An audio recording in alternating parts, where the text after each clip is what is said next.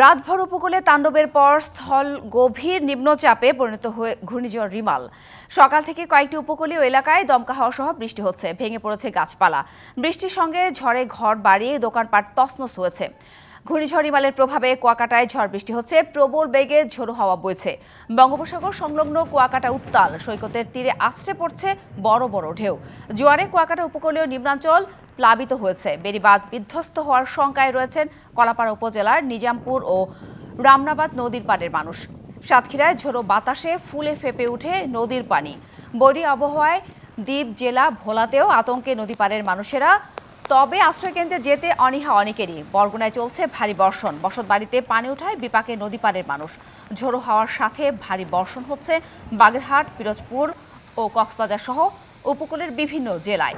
বিদ্যুৎ বিচ্ছিন্ন উপকূলীয় অঞ্চলের লাখ লাখ মানুষ। বরিশালের রূপাতলী, সাতক্ষীরার গঙ্গাচড়া, পটুয়াখালীর গঙ্গামতি, ভোলার লালমোহনে মারা গেছেন 6 জন।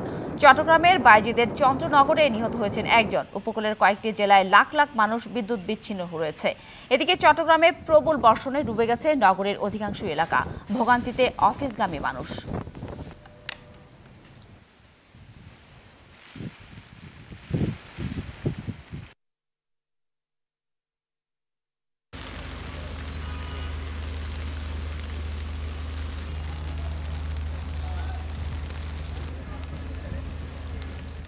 এই মার্কেটের উপরে অনেক ঘূর্ণিঝড় রোমালের কারণে মেসমার হয়ে যাইতেছে।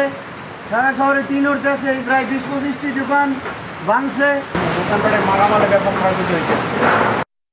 নগদে 500 টাকা বা তার বেশি পেমেন্টে পেতে পারেন ঢাকায় জমিসহ 20 কোটি টাকার পুরস্কার।